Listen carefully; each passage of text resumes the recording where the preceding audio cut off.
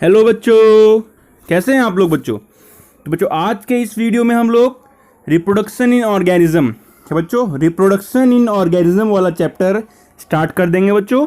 और बच्चों ये जो पूरा हमारा यूनिट है रिप्रोडक्शन वाला, जो हमारा 12th क्लास का 6th यूनिट है बच्चों, ये बहुत बहुत इंपॉर्टेंट है नीट एग्जामिनेशन के लिए एज वेल एज आपका बोर्ड तो है ही है 12th में। तो बच्चों ये यूनिट हम पूरे मन से तन से पढ़ेंगे बच्चों, हैं ठीक है। तो इस वीडियो में बच्चों हम लोग रिप्रोडक्शन इन ऑर्गेनिज्म, पहले जनरल वे में बात करेंगे रिप्रोडक्शन होता क्या है, कैसा है, क्यों है, ठीक है ना बच्चों। क्यों कर रिप्रोडक्शन होता क्यों है, इसलिए होता है ताकि हमारी जो प्रोजेनी है, हमारी जो इंसिस्टर्स हैं, हमारे इंसिस्टर से ही हम लोग आए हैं, हमारे दादा परदादा से तो हम लोग आए हैं। तो हमारा जो लाइफ है वो लगातार एक कंटिन्यूस रहे, लगातार बना रहे, ठीक है बच्चों। तो इसी बारे में इस चैप्टर में हम लोग पढ़ेंगे। और बेसिकली इसमें हम लोग स्टार्ट करेंगे रिप्रोडक्शन इन ऑर्गेनिज्म वाला चैप्टर, ठीक है बच्चों। तो रेडी हो आप लोग, एनसीईआरटी आपके हाथ में होना चाहिए बच्चों, ठीक है। तो स्टार्ट करते हैं बच्चों आगे हम लोग। पहले बच्चों आपने कभी भी यूनिट जब स्टार्ट करते हो आप लोग, तो आपको हमेशा एक साइंटिस्ट दिया होता है एनसीईआरटी में, जरा रखा ना, जैसे मैंने खोला तो इसमें रिप्रोडक्शन वाले में एक है पंचम महेश्वरी। क्या है बच्चों, पंचम महेश्वरी। वेरी वेरी इंपॉर्टेंट बच्चों, इंपॉर्टेंट होता है नीट के लिए, बिकॉज जो भी साइंटिस्ट यूनिट से पहले दे रखा होता है उसमें से कभी ना कभी ये क्वेश्चन आ जाता है बच्चों। इससे पहले भी ये क्वेश्चन आया था अर्न्स्ट मेयर पे बच्चों, इस पे आया था अर्न्स्ट मेयर पे क्वेश्चन आया था बच्चों। तो क्वेश्चन कभी भी आ सकते हैं इन साइंटिस्ट के ऊपर। तो बच्चों साइंटिस्ट आपके ऊपर थोड़ा सा आप जान लो। तो इसमें आपको ये जानना है इनका जन्म कब हुआ था बच्चों, 1904 में। 1904 में जयपुर में हुआ था। इन्होंने एक बहुत बढ़िया काम किया, इन्होंने ये यहाँ आप देख लो बच्चों, इन्होंने दिल्ली यूनिवर्सिटी में डिपार्टमेंट ऑफ बॉटनी का स्टेब्लिशमेंट किया था। क्या था बच्चों, दिल्ली यूनिवर्सिटी में डिपार्टमेंट ऑफ बॉटनी का स्टेब्लिशमेंट किया था इन्होंने बच्चों, ठीक है ना। और बेसिकली ये किस चीज़ पे काम करते हैं, ये देखो बच्चों, ये लिखा है इसमें, he establish the department of botany university of Delhi. और इन्होंने ज़्यादातर काम किस पे किया है बच्चों, इन्होंने काम किया है एम्ब्रोलॉजी एंड टिश्यू कल्चर पे बच्चों। किस पे, एम्ब्रोलॉजी एंड टिश्यू कल्चर पे बच्चों। आपको यही इतना इन्फॉर्मेशन इसमें आपको पता लगाना था कि पंचम महेश्वरी का जन्म 1904 इन राजस्थान में हुआ था। इन्होंने स्टेब्लिशमेंट किया था department of botany university of Delhi में, दिल्ली यूनिवर्सिटी में डिपार्टमेंट ऑफ बॉटनी का स्टेब्लिशमेंट किया था। और इन्होंने किस पे ये स्पेशलिस्ट थे, ये एम्ब्रोलॉजी और टिश्यू कल्चर पे स्पेशलिस्ट थे। क्लियर बच्चों, क्लियर। आगे बढ़ते हैं हम लोग, चैप्टर स्टार्ट करते हैं बच्चों। रिप्रोडक्शन इन ऑर्गेनिज्म, बेसिकली आपको पता होगा रिप्रोडक्शन, अपनी छोटी क्लास में भी पढ़ा होगा बच्चों। रिप्रोडक्शन बेसिकली दो टाइप्स के होते हैं, एसेक्सुअल और सेक्सुअल। क्या होता है बच्चों, सेक्सुअल और एसेक्सुअल होता है ना, दो टाइप के। एक तो सेक्सुअल होता है, एक होता है एसेक्सुअल होता है। तो सेक्सुअल में हमें दो पेरेंट्स की रिक्वायरमेंट होती है, और एसेक्सुअल में बच्चों, एसेक्सुअल में हमें सिंगल पेरेंट्स की ही रिक्वायरमेंट होती है। बेसिकली आपको ये क्लियर समझना है। हम स्टार्ट करते हैं बच्चों। Each and every organism can live only for certain period of time. कोई भी ऑर्गेनिज्म है पृथ्वी पर एक सर्टेन पीरियड ऑफ टाइम के लिए ही रहता है। क्या बच्चों, सर्टेन पीरियड ऑफ टाइम के लिए ही रहता है। The period from birth to the natural death of an organism represent its life. बच्चों the period of from birth to the, बच्चों क्या लाइफ स्पैन किसे कहते हैं बच्चों, जब से उसका जन्म हुआ और जब तक उसका जो नेचुरल डेथ होगी उसी को हम उसका लाइफ स्पैन कहते हैं। क्लियर बच्चों, जब से उसका जन्म हुआ, उसका बर्थ से लेके उसके नेचुरल डेथ तक जितना भी पीरियड होता है उसे हम उसका लाइफ स्पैन कहते हैं। क्लियर, क्लियर बच्चों। आगे बढ़ते हैं हम लोग।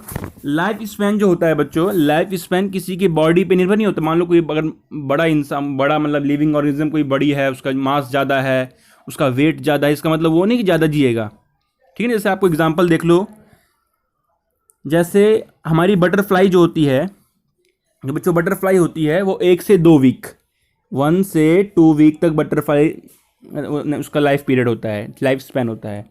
क्रो का 15 ईयर्स होता है बच्चे, देखो। और उसके अलावा देखो पैरट ही जो है वो उसका होता है 140 ईयर्स। क्या होता है बच्चों, 140 ईयर्स। क्रो और पैरट में कोई डिफरेंस दिखता है आपको, दोनों सेम बॉडी, दोनों का सेम साइज, बट देखो लाइफ स्पैन देखो, क्रो 15 ईयर्स और पैरेट 140 ईयर्स।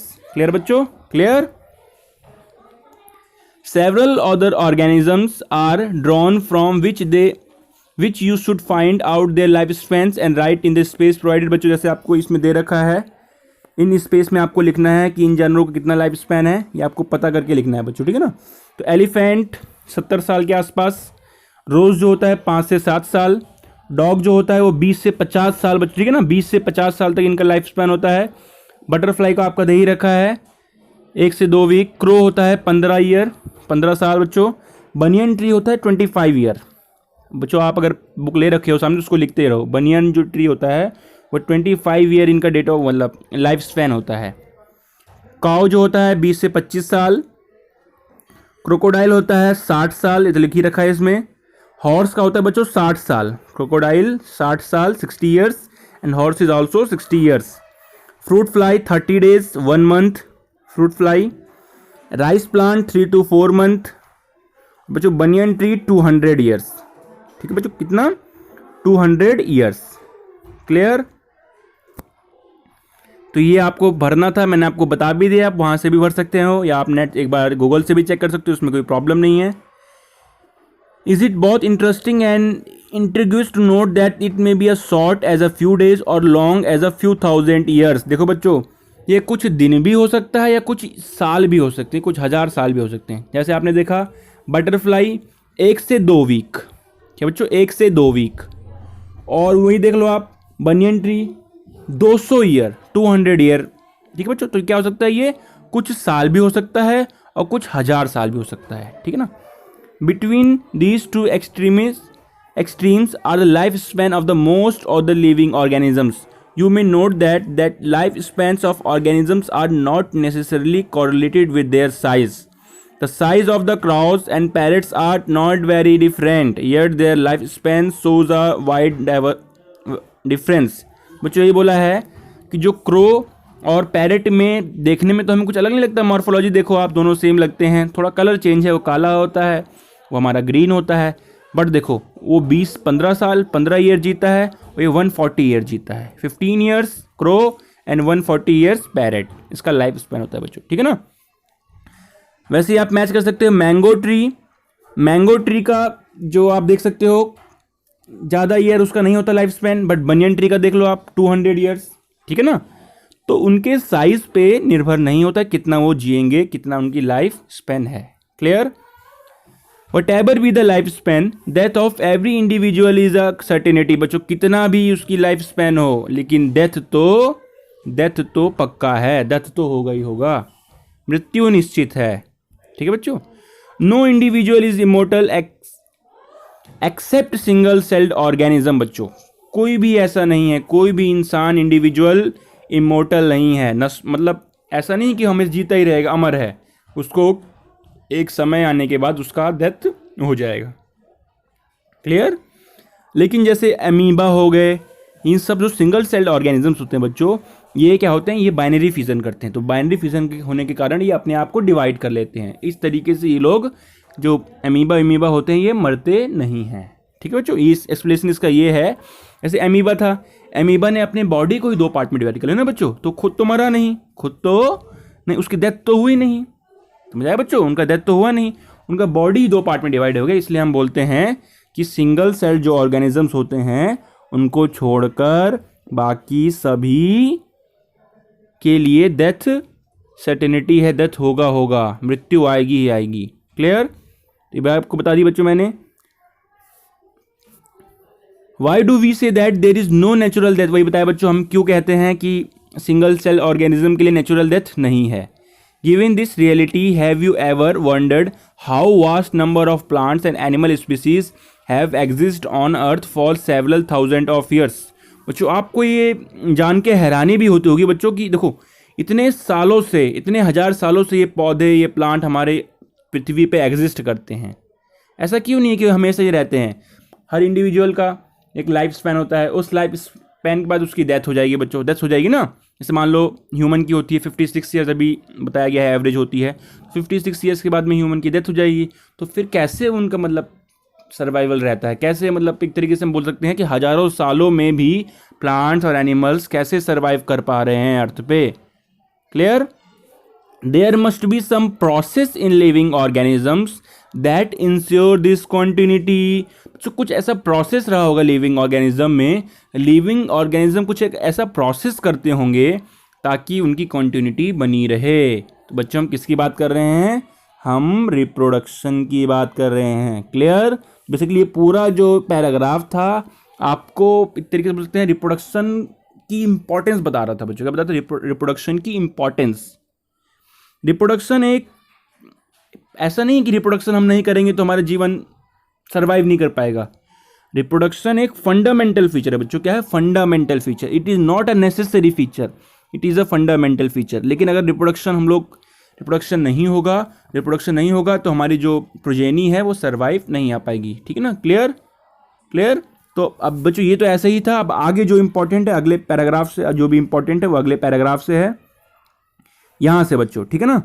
ये आपको एक एक करके एक एक लाइन आपको आनी चाहिए। ठीक है बच्चों? Reproduction is defined as a biological process in which an organism give rise to young ones of spring similar to itself. बच्चों रिप्रोडक्शन क्या है? रिप्रोडक्शन एक बायोलॉजिकल प्रोसेस है जिसमें ऑर्गेनिजम्स, बायोलॉजिकल प्रोसेस बच्चों क्या है? एक बायोलॉजिकल प्रोसेस है जिसमें ऑर्गेनिजम्स अपने यंग वंस को क्या करता है? यंग वंस प्रोड्यूस करता है जो कि उससे सिमिलर होते हैं।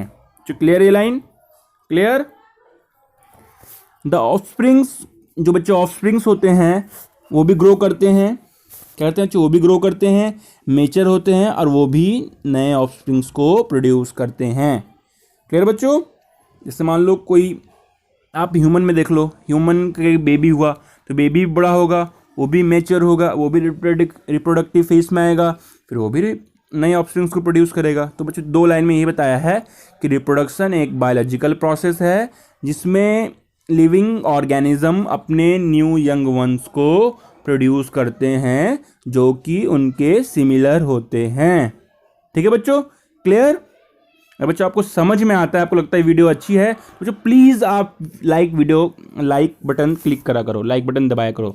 उससे हमें मोटिवेशन मिलता है कि हमारे बच्चे जो कि अभी नीट की तैयारी कर रहे हैं, एक डॉक्टर बनने वाले हैं, वो अच्छे से पढ़ रहे हैं बच्चों। और शेयरिंग करोगे तो नॉलेज बांटने से और बढ़ती है। अगर आप बच्चों ये वीडियो शेयर करोगे, क्या पता आपका दोस्त भी पढ़ना स्टार्ट कर दे। ठीक है ना बच्चों? तो शेयरिंग इज़ बहुत इंपॉर्टेंट बच्चों। जैसे आप खाना अपना शेयर करते हो दोस्तों के साथ, ऐसे इसका लिंक भी शेयर करो ताकि उनके पास भी पहुंचे और वो भी अच्छे से एनसीईआरटी को पढ़ें। Clear? Thus there is a cycle of, देखो बच्चों क्या होता है, क्या होगा? बर्थ होगा, फिर ग्रोथ होगा, फिर डेथ होगा। तो बच्चों साइकिल है, बर्थ हुआ, फिर यहाँ पर जाएगा हमारा ग्रोथ होता है, फिर यहाँ हमारा डेथ होता है। ठीक है बच्चों? तो साइकिल क्या है? यहाँ देख लो आप लोग, यहाँ हमारा बर्थ होता है, बर्थ फिर ग्रोथ फिर डेथ, बर्थ ग्रोथ डेथ। तो बच्चों ऐसा होता है। ठीक है ना? कोई इंसान मरेगा तो कोई जन्म लेगा। ठीक है ना? क्लियर? ये cycle clear? Reproduction enables the continuity of species generation after generation. बच्चों रिप्रोडक्शन क्या करती है? जनरेशन आफ्टर जनरेशन कंटिन्यूटी रखती है। ऐसा नहीं है कि आप चले गए तो आपका जो आपकी मतलब मान लो कोई प्लांट चला गया, कोई एक्सटिंक्ट हो गया तो उनका जो प्रोजेनी है वो सर्वाइव करेगी। तो रिप्रोडक्शन क्या करती है? रिप्रोडक्शन कंटिन्यूटी रखती है बच्चों। क्या रखती है? कंटिन्यूटी रखती है, जनरेशन आफ्टर जनरेशन। ठीक है ना? स्पीसीज का कंटिन्यूटी रखती है। Reproduction is a fundamental feature. मैंने आपको बताया रिप्रोडक्शन क्या है? रिप्रोडक्शन एक फंडामेंटल फीचर है, एक नेसेसरी फीचर नहीं है बच्चों, एक फंडामेंटल फीचर है ऑल नॉन लाइफ का। ठीक है ना? जितने भी लिविंग ऑर्गेनिजम्स हैं उनका फंडामेंटल फीचर है बच्चों। आपको ये भी पता लगेगा कि आप सोचते होगे वेरिएशन कैसे आते हैं बच्चों। वेरिएशन जो आते हैं वो आते हैं सेक्सुअल, किसमें बच्चों? सेक्सुअल रिप्रोडक्शन में। ए सेक्सुअल रिप्रोडक्शन में वेरिएशन नहीं आते बच्चों, सेक्सुअल रिप्रोडक्शन में वेरिएशन आते हैं। ये आपको याद रखना है। Clear? There is a large diversity in the biological world and each organism has evolved its own mechanism to multiply and produce offsprings। समझ आया बच्चों इसका लाइन? कि हमारे यहाँ बहुत डाइवर्सिटी है लिविंग वर्ल्ड में, हमारे यहाँ बायोलॉजिकल वर्ल्ड में बच्चों बहुत डाइवर्सिटी है। क्या बच्चों? बहुत डाइवर्सिटी है, large diversity in the biological world. और हर एक ऑर्गेनिज्म बच्चों, हर एक ऑर्गेनिज्म ने अपना मैकेनिज्म इवॉल्व किया है मल्टीप्लाई होने का, अर्थात रिप्रोडक्शन करने का। Clear? The organisms habitat it's in, देखो बच्चों ये लाइन इंपॉर्टेंट है, ऑर्गेनिजम्स का हैबिटेट, उसकी इंटरनल फिजियोलॉजी और सेवरल अदर फैक्टर्स हैं कि वो मतलब वो बताते हैं कि कैसे वो रिप्रोड्यूस करेंगे। ठीक है ना बच्चों? क्या क्या बताते हैं, कौन से फैक्टर्स हैं? ऑर्गेनिजम्स की हैबिटेट और उसकी इंटरनल फिजियोलॉजी और कुछ अदर फैक्टर्स हैं जो दिखाते हैं, जो ये बताते हैं हमें कैसे रिप्रोड्यूस करेंगे। वो सेक्सुअल रिप्रोड्यूस करेंगे, एक्सेक्सुअल रिप्रोड्यूस करेंगे या पार्थेनोजेनिक करेंगे, जो भी करेंगे तो उनकी ऑर्गेनिजम्स की हैबिटेट, उनका इंटरनल फिजियोलॉजी बच्चों सॉरी, और बाकी जो फैक्टर्स होते हैं वो डिसाइड करते हैं। क्लियर? तो based on whether there is a participation of one organism और two in the process of reproduction, it is of two types. देखो बच्चों, अब पार्टिसिपेशन के हिसाब से, देखो बच्चों पार्टिसिपेशन के बेस पे कि उसमें एक ऑर्गेनिज्म मतलब बेस पार्टिसिपेट करता है या दो ऑर्गेनिजम्स पार्टिसिपेट करते हैं, तो उसको हम कह सकते हैं इस तरीके से दो टाइप्स के होते हैं कि उसमें एक ऑर्गेनिज्म पार्टिसिपेट कर रहा है या दो ऑर्गेनिज्म पार्टिसिपेट कर रहे हैं। व्हेन ऑफस्प्रिंग्स आर, देखो बच्चों when offsprings are produced by single parent, क्या बच्चों बहुत ध्यान रखो, when by single parent with और without the involvement of gamete formation the reproduction is called asexual. जब उसमें जो गैमेट प्रोड्यूस होता है, जो ऑफस्प्रिंग्स प्रोड्यूस होता है, वो क्या होगा, वो सिंगल पेरेंट से होगा। उसमें गैमेट फॉर्मेशन हो भी सकता है या नहीं भी हो सकता, तो उस रिप्रोडक्शन को हम बोलते हैं एसेक्सुअल रिप्रोडक्शन। क्या बच्चे बोलते हैं? Asexual reproduction.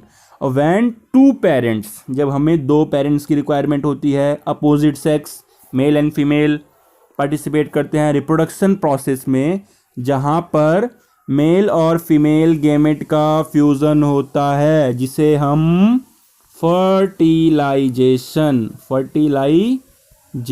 भी कहते हैं। क्या बच्चों? फर्टिलाइजेशन भी कहते हैं। क्लियर बच्चों? फर्टिलाइजेशन भी कहते हैं। तो जिसमें दो पेरेंट्स रिक्वायरमेंट हो, वो भी अपोजिट सेक्स के रिक्वायरमेंट हो, और उसमें फर्टिलाइजेशन प्रोसेस है, उस प्रोसेस को हम सेक्सुअल रिप्रोडक्शन कहते हैं। क्लियर? बेसिकली हम ये कह सकते हैं कि रिप्रोडक्शन दो प्रकार के होते हैं, एसेक्सुअल एंड सेक्सुअल रिप्रोडक्शन। ठीक है बच्चों? समझ में आ रहा है बच्चों? तो लाइक करो, लाइक करने से हमारा मोटिवेशन बढ़ता है, हमारे लिए एनर्जी का वर्क करता है लाइक। ठीक है बच्चों? अब हम थोड़ा सा बात करेंगे एसेक्सुअल रिप्रोडक्शन के बारे में। बच्चों मैंने आपको बता ही दिया कि रिप्रोडक्शन दो टाइप्स के होते हैं। बच्चों आप ये याद कर लो, क्योंकि मैं बार बार रिपीट इसलिए करता हूँ ताकि आप बच्चों समझ के याद कर लो तुरंत से। देख लो, आप लिखो, reproduction is of two types, that is one is asexual reproduction and the other is sexual reproduction. Clear? अब हम asexual reproduction में थोड़ा सा स्टार्ट करते हैं हम लोग, थोड़ा सा, ज़्यादा नहीं बढ़ेंगे, थोड़ा सा हम ठीक से नॉलेज ले लेते हैं क्या होता है। तो in this method a single individual parent is capable of producing offsprings. बच्चों इसमें क्या होता है कि एक सिंगल पेरेंट रिक्वायर्ड होता है, हमारे लिए एक सिंगल पेरेंट रिक्वायर्ड होता है पूरे ऑर्गेनिजम्स को प्रोड्यूस करने के लिए। बच्चों क्या, एक सिंगल ऑर्गेनिजम्स रिक्वायर्ड होता है पूरे ऑर्गेनिजम्स को प्रोड्यूस करने के लिए। Clear? As a result the offsprings that are produced are not only identical to one another but are exact copies of their parents. देखो बच्चों, ऐसे इसका मतलब इसमें क्या होगा, जब मान लो एक ही पेरेंट से बन रहे हैं, एक बच्चों क्या बन रहे हैं, एक ही पेरेंट से बन रहे हैं, तो उसमें वेरिएशन नहीं आएगा। क्या होगा बच्चों? वेरिएशन नहीं आएगा। वो एग्जैक्ट कॉपी होते हैं अपने पेरेंट्स। क्या होते हैं बच्चों? Exact copy. ठीक है बच्चों? जैसे आप देखते हो फोटो कॉपी कराते हो तो सेम पूरा छप के आ जाता है, ऐसे इनके जो ऑफस्प्रिंग्स होते हैं वो सेम एग्जैक्ट कॉपी होता है।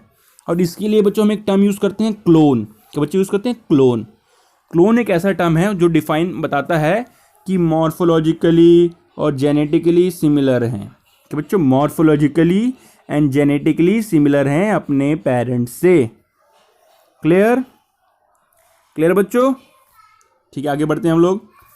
जरा आप ये डायग्राम देख लो बच्चों, ये डायग्राम भी इंपॉर्टेंट है।